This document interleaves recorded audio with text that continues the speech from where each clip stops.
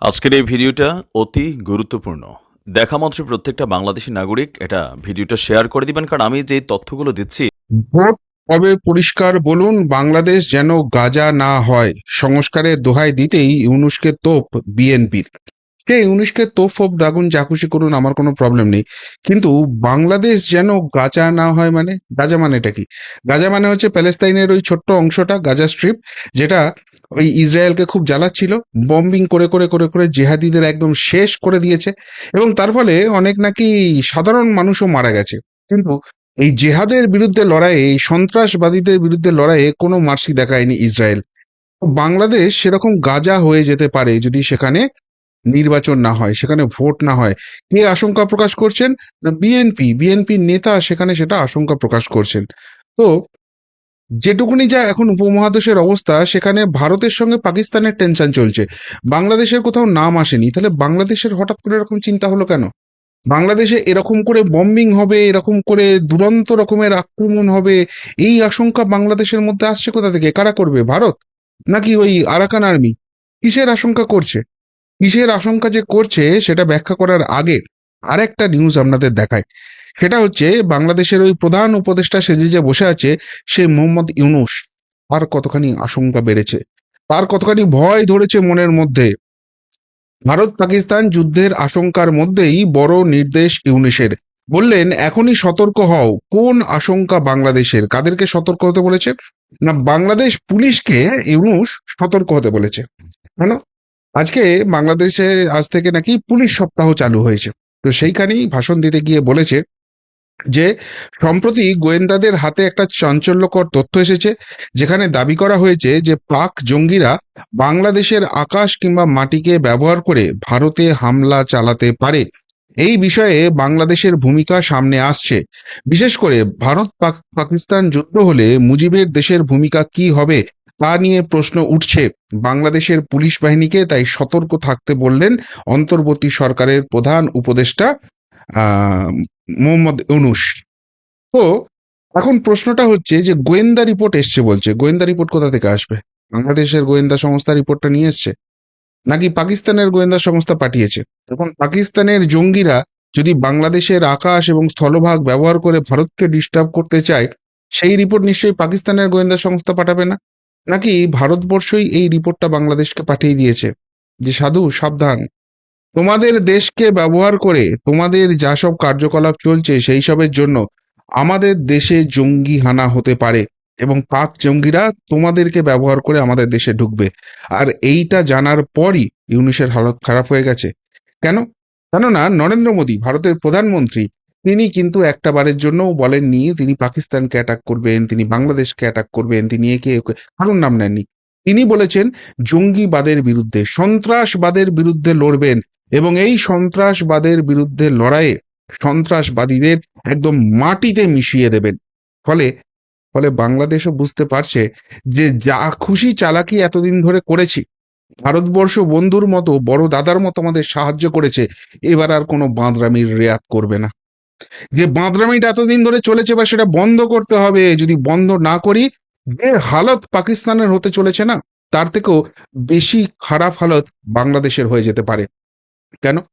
কেননা এই যে পাক জঙ্গিদের কথা বলা হচ্ছে, আপনারা মাথায় রাখুন, ইউনূস ক্ষমতা দখলের পর প্রথম কাজটা কি করেছিল?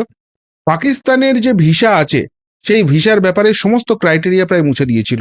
কাউকে কিছু প্রমাণ দিতে হবে না, চাইলেই বাংলাদেশে টুক করে চলে আসতে পারে। এবং তখন থেকেই গোয়েন্দা রিপোর্ট বারবার বাংলাদেশে পাঠানো হচ্ছে যে এর ফলে পাকিস্তানি জঙ্গিরা বাংলাদেশে আসবে, অবাধে বিচরণ করবে এবং পশ্চিমবঙ্গ দিয়ে ভারতবর্ষে ঢুকে যাবে, ভারতে নাশকতামূলক কার্যকলাপ করবে। কিন্তু সেই কথা না শুনে ইউনূস পাকিস্তানকে নতুন আব্বাজান খুঁজে পেয়েছিল।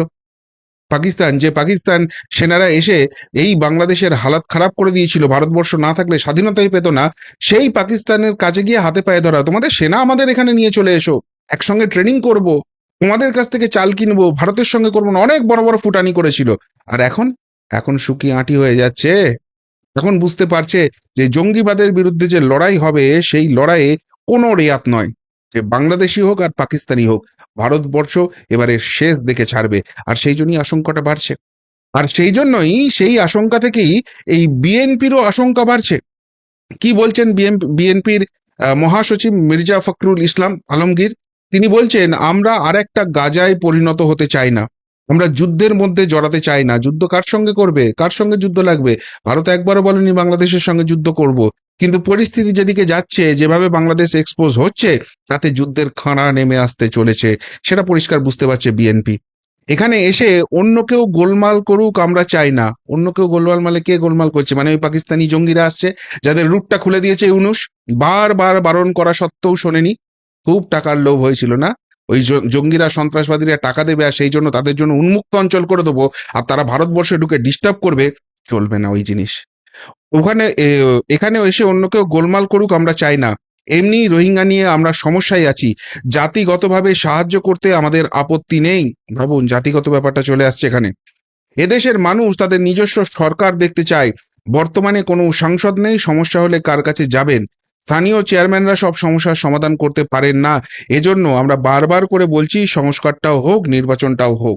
অর্থাৎ এখানে যে কথাটা বলা হচ্ছে, যে পরিষ্কারভাবে বাংলাদেশ কিন্তু ভয় পেতে শুরু করেছে, এবং তার একাধিক কারণও আছে। কেননা আপনারা দেখেছেন যে যখন পাকিস্তানিদের ভিসা রদ করে দেওয়া হলো এবং 48 আওয়ার্স টাইম দেওয়া হলো যে দেশ ছেড়ে চলে যাও, তারপর কিন্তু অবৈধ বাংলাদেশি এখানে ভারতবর্ষের কোথায় কোথায় লুকিয়ে আছে সেইটার জন্য কিন্তু চরম অ্যাকশন শুরু হয়েছে। প্রথম দুদিনেই গুজরাট পুলিশ বোধহয় 2200 না 2300 এরকম সংখ্যাটা অবৈধ বাংলাদেশিদের ক্যাপচার করেছিল। তাদের কিন্তু ডিটেইল ইন্টারোগেশন চলছে।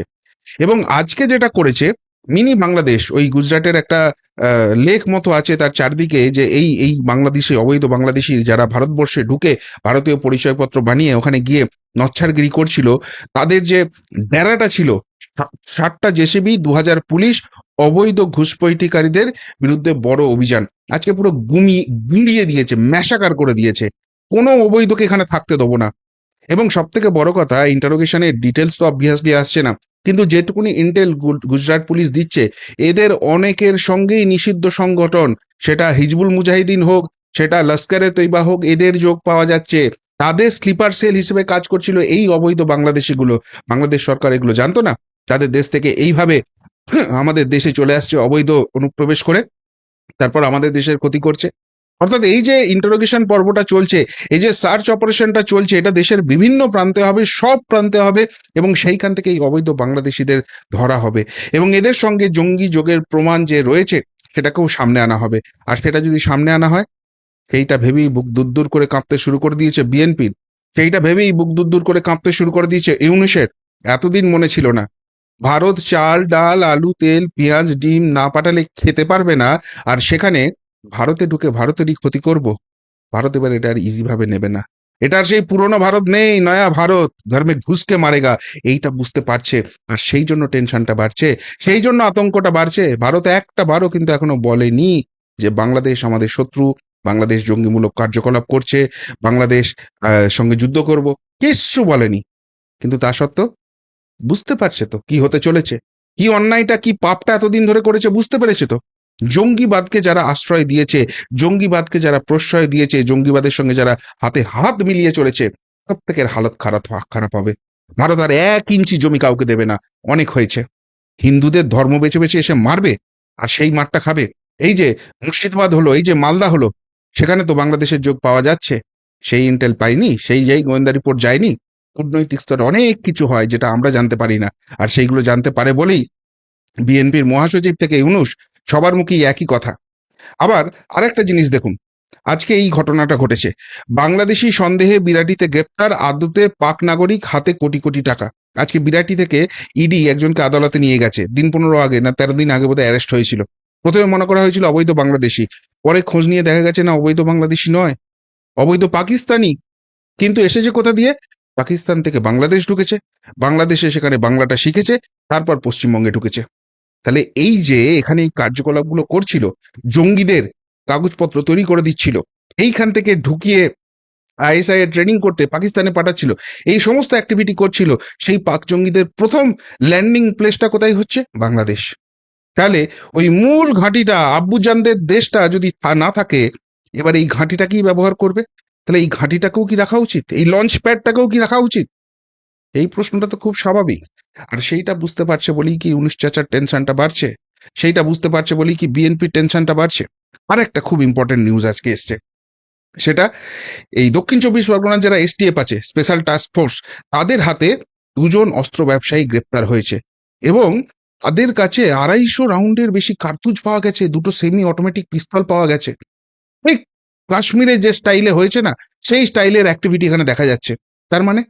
তার মানে এখানেও কি গন্ডগোল পাকানোর চেষ্টা করছে? এখন পশ্চিমবঙ্গে তো কাশ্মীর থেকে, পাকিস্তান থেকে ওইখানে আসতে পারে না, এসে কোথা থেকে? বাংলাদেশ থেকে। এবং মালদা, মুর্শিদাবাদ, দক্ষিণ চব্বিশ পরগনার আমতলা, বারুইপুর, হুগলি, চাঁপদানি, উত্তরবঙ্গের জলপাইগুড়ি, শিলিগুড়ি, সব জায়গাতে যে অ্যাক্টিভিটি হচ্ছে না, সেটা জেহাদি অ্যাক্টিভিটি, জঙ্গিমূলক অ্যাক্টিভিটি। এমনকি যিনি উত্তরবঙ্গের বিধায়ক রয়েছেন, ডক্টর শঙ্কর ঘোষ, বিজেপির বিধায়ক, তিনি পরিষ্কারভাবে বলে দিচ্ছেন যে ঘেরা হচ্ছে, এবং জেলাটাকে ঘেরা হচ্ছে কাদের দ্বারা পরিষ্কার করে বলেননি, কিন্তু উদ্দেশ্যটা পরিষ্কার, কারা ঘিরছে। এবং এই বাংলাদেশিগুলো খুব লাফাচ্ছে, চিকেন নেক্স নিয়ে নেবো, পশ্চিমবঙ্গকে ছিনিয়ে নেবো, বিহার, উড়িষ্যা, ঝাড়খণ্ড সব নিয়ে নেবো, সেভেন সিস্টারকে নিয়ে বাংলাস্তান হব। এই ইউনুস চীনে গিয়ে বলছে যে এই সেভেন সিস্টার যে স্টেটগুলো ভারতের রয়েছে তাদের কোনো পিচ নেই, এক কাজ করুন, ওইগুলোকে দখল করে বাংলাদেশের সঙ্গে মিশিয়ে দিন, আর আমরা তারপর আপনাদেরকে পুরোটাকে ইউজ করতে দেবো, কোনো অসুবিধা নেই। এই যে জিনিসগুলো করছে, এবার এটা স্টপ করার সময় এসেছে। এবং যদি আব্বু জানদের কিছু হয়, তখন তো আর সেফগার্ড করার কেউ থাকবে না। এবং সব থেকে বড় কথা, ওইখান থেকে এইখানে যে যোগটা পাওয়া যাচ্ছে, ওই দিকটা যদি মিটে যায়, এই দিকটারও বদমাইশিটা বন্ধ করতে হবে। গোটা দেশ সেটা বলছে। ইতিমধ্যেই দেশের মধ্যে যে পিঁপড়েগুলো ঢুকে গেছে, যে ছাড় পোকাগুলো ঢুকে গেছে, সেগুলোর বাছাই অভিযান চলছে, সেগুলো যা হওয়ার হবে। কিন্তু এখনো যে ছাড় পোকাগুলো ওইদিকে বসে আছে, সেইগুলোও সাফাই করতে হবে, নাহলে শান্তিতে থাকতে দেবে না। আবার মালদা করবে, আবার মুর্শিদাবাদ করবে, এসে এখানে টাকা ছড়াবে, এখানে সব গন্ডগোল পাকাবে, আর এই এই রাজ্যটাকে, এই দেশটাকে জ্বালাবে। সবটাকে শান্ত করার জায়গা এসছে। আর সেইটা খুব ভালো করে বুঝতে পারছে বলেই কি এত টেনশন। এখন ভালো সাজার চেষ্টা করছে ইউনুস। ভারত পাকিস্তান যুদ্ধের আশঙ্কার মধ্যেই পুলিশকে বলছে, পাকিস্তানি জঙ্গিরা এখানে আসবে, আমাদের আকাশ সীমা, আমাদের স্থলসীমা ব্যবহার করবে, তোমরা সাবধান থাকো। এদেরকে ডেকে এনেছে কে? এদের আসার পথটা সুগম করে দিয়েছে কে? পাকিস্তানের সঙ্গে গিয়ে বৈঠকটা করেছে কে? পাকিস্তান থেকে জাহাজ ভর্তি খাবার আনার নাম করে জিনিসপত্র কি সব আনার প্ল্যান করেছিল কে? কে উত্তর দেবে এর? অর্থাৎ ইউনুস চাচা খুব ভালো করে জানে পাপটা কি করেছে। ক্ষমতায় আসার পর থেকে যে ভারত আশ্রয় দিয়েছে, বিপদের দিনে পাশে দাঁড়িয়েছে, সেই ভারতকে শুধু বাঁশ দেওয়ার চেষ্টা করে গেছে। ভেবেছিল পাকিস্তান বাঁচিয়ে দেবে, পাকিস্তান ওদিক থেকে করে দেবে সবকিছু, কিন্তু সবকিছুর একটা শেষ আছে, সেইটা বুঝতে পেরেই এবার থরথরানিটা শুরু হয়েছে। কি বলেন? সত্যিই যে আশঙ্কাটা বিএনপি করছে যে বাংলাদেশ যেন গাজা না হয়ে যায়, অন্য কারোর সঙ্গে যুদ্ধে না জড়িয়ে পড়ি, সেই রকম আশঙ্কা সত্যিই তৈরি হয়েছে। ওইদিকে কাশ্মীরে পাকিস্তান যা করছে, এদিকে বাংলাতে সেই একই জিনিস এই বাংলাদেশিরাও কি করছে? ওদিকে পাকিস্তানের যা সাজা হবে, এদিকে বাংলাদেশেরও কি সেই একই সাজা হবে? আর সেই জন্যই কি বাংলাদেশের এই আতঙ্ক একদম শীর্ষ মহল থেকে চলে আসছে? কি বলবেন এই নিয়ে?